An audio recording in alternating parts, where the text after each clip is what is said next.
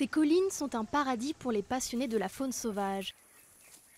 Ils affluent vers ce coin reculé du sud-ouest de l'Ouganda pour une seule raison, les gorilles. La forêt de Bwindi abrite 400 gorilles de montagne, soit près de la moitié de la population de cette espèce dans le monde. Les primates se sont habitués à la présence humaine. L'Ouganda, le Rwanda et la République démocratique du Congo sont les seuls pays où ils vivent.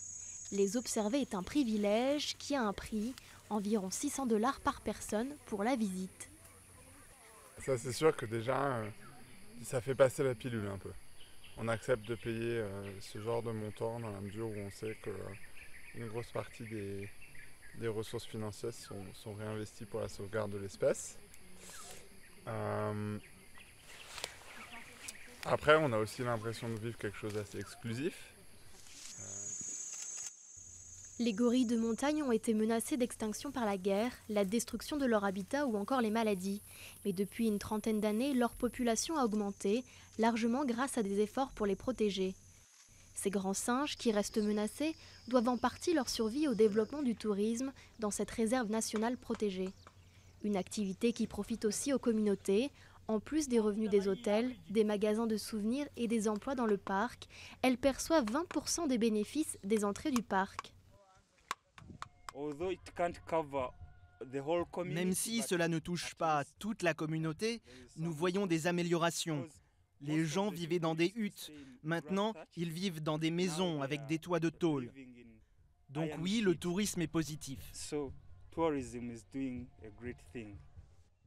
Mais la cohabitation entre gorilles et habitants de cette région pauvre reste fragile. Les animaux peuvent détruire les récoltes et les logements.